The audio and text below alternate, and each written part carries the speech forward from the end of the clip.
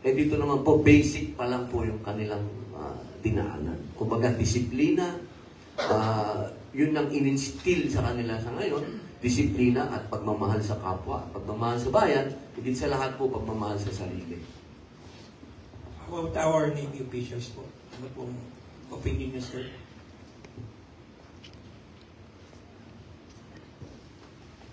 I would just like to say, start with the premise na the responsibility of defending and protecting our country is borne by each and every able-bodied Filipino. So, based on that premise, dapat lahat tayo should be able to be ready to protect and secure our country. Now, hindi naman lahat kailangan magsundalo eh.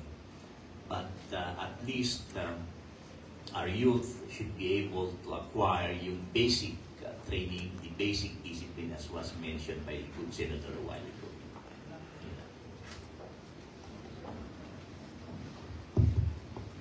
Ako po ay naniniwala rin po doon sa nabanggit po ni Senator na yung military training, it will instill in the youth yung disiplina, no? Disiplina sa sarili, disiplina sa iyong future, no? Kung paano planuhin yung buhay mo. Now, ito nakita ko kasi by experience, no? Yung disiplina na yan nakukuha, it's either simulan sa pool sa pagkabata pa lang, kung yung bata ay na-train sa sports, no? May mga ganun po eh. Kaya hanggang sa paglaki niyan, kahit hindi mo bigyan ng military training yan, basta nahubog na yung bata sa pag-train sa sports, na-acquire din po yung disiplina na yon. Ngayon, hindi naman po lahat tayo talentado sa sports. So, isa rin yung pangalawang bagay para makuha yung disiplina yung military training. Doon ko nakita yung similarity po ng dalawa. Na yung mga batang nahubog sa ganung training, military o sa sports, paglaki po nila, karamihan po sa kanila talagang nagiging successful sa kanilang buhay. So, yung maganda po yung sa tingin ko na kasi sa ating mga respective family sa bahay, hindi po pareho kasi pagka sa atin pagpapalaki. Now, pagka tayo na subject, kasi may mga mababait na mga magulang, alam niya, naging magulang din tayo. Pero pag na-subject yung bata sa isang rigid training, na-instill sa kanya yung disiplina eh. Kaya ako nung pumasok ako sa militar, dahil ang mga magulang ko napaka-stricto noon po, no? Nung lumalaki po ako. Kaya hindi na ako nahirapan din. Nang pumasok po ako sa military, parang baliwala na sa akin eh. Ito na yung ginagawa ko nung simulang bata pa ako eh. So, yun po yung naniniwala po ako doon. Na pag ikaw ay na-disiplina ng maaga, hanggang sa iyong paglaki, hanggang sa iyong buhay, ikaw ay disiplinadong tao. Yun po. Thank you po. So, last follow-up question na lang po. Since yung lumalabas na tema po ay sa diskusyon ay disiplina. So, natatandaan ko po nung kapanahonan namin, sa elementary pa lang, pag papanika or bababa ka sa hagdan, meron yung keep left, keep right, para hindi nagsasalubong. So, bakit hindi po rin tayo, in addition to the military service, mag-focus po tayo sa education system para mag-instill ng discipline? Napakaganda po ng mungkahi po ninyo. Yan po ay napagbitingan namin ng isang beses para makagawa po ng panukala. Kasi po may ibang, example ko na po sa Japan. Meron silang hanggang grade 3 yata o grade 2, puro moral values lang, at yun lang ang tinuturo.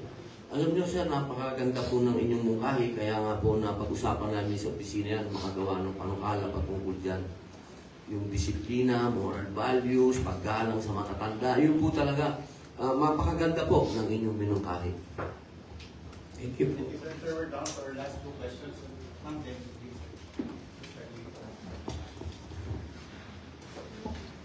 Good afternoon po, Victoria of ABS-CBN. Kay Vice Admiral Toribio po at kay General Quezon. Sirs, nabanggit na kanina yung latest aggression from China.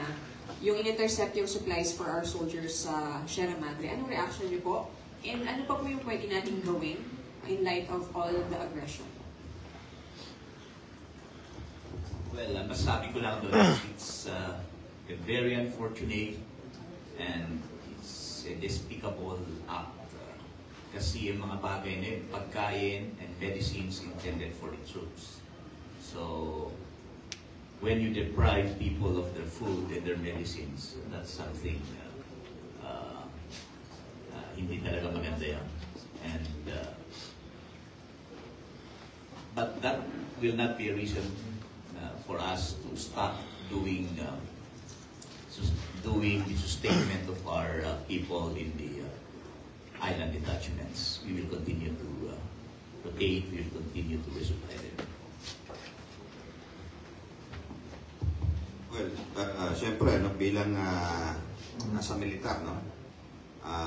Siyempre, talagang masamalog ko na gano'n ang nangyari.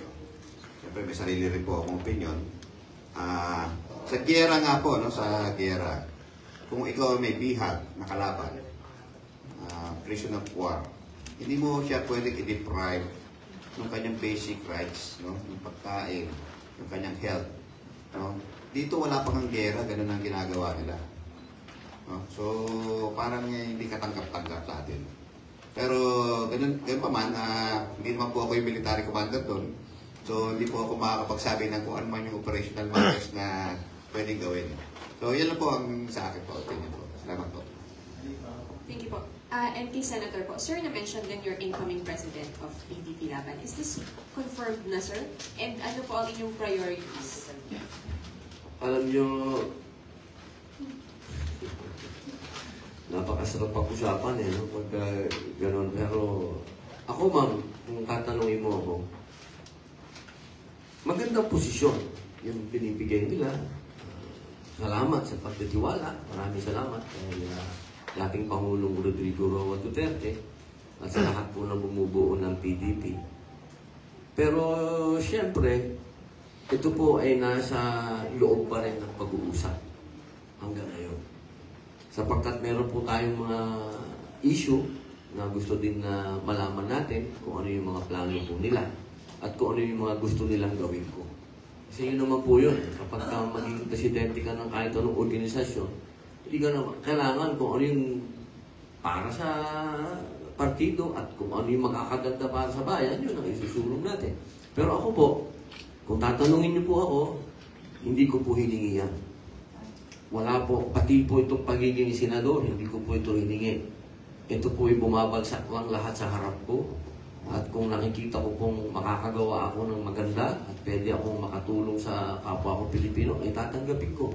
Pero siyempre po, hindi po ibig sabihin naman na wala akong mga bagong ipapanukala. Kung ito po'y tatanggapin ko, meron po siyempre akong mga bagong ipapanukala sa Pilipino.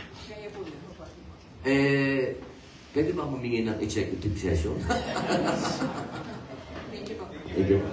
Down to our last question. Sir. Thank you. Good afternoon, gentlemen. Senator, ito pong Senate employees na nag-graduate ngayon, pang ilan po ito at kung meron pa po bang susunod na batch po ito? Yun po ang hinihingi natin, ano? Nakiusap na nga po tayo kina Sir. Kaya napapaganon si Sir. Nakiusap na po tayo kasi marami pong interesado. At katunayan po, nakikipag-coordinate din po tayo sa ibang branch din ng service na mapaunlakan po yung ating request. Kasi sa tingin ko po talaga sa mga nangyayari sa ating kapaligiran, mas marami po ang maging interesadong pumasok. Thank you, Senator. Sir, yung nakita ko po mga nag-graduate, halo-halo po yung edad. Ano po ba yung general qualifications para maging reservist ng Philippine Navy? General. Ako na lang po sasagot. Siyempre dapat Pilipino ka. So, number 1 yan. So, second, Kung graduate po, kung sa farm po lumaki, okay. Kung sa farm lumaki. depende ko saan farm po yun. Now, second, siyempre, they have to be volunteers. No, importante po yun eh. Kailangan volunteer sila para sila ay mag-reservice. Ngayon, sa edad naman po, wala mo naman pong kaming pinipiling edad, basta volunteer siya at kaya niya pang gampanan yung mga training. Yun na naman po. So, sabi nyo nga, dito yata sa grupo na ito, mayroon pang 61 years old yata, 62. 63, sir. 63.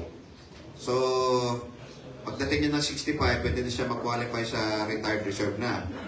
So, pero babae pa po yun, ha? Babae. So, as long as na willing siya, kaya niya, ano ba rin, sabi ko nga, volunteer, pwede po, wala po tayong ano dyan, wala po tayong pinipili dyan. Tsaka kaya niya lang pong gampanan yung mga requirements po ng training. Ilan po.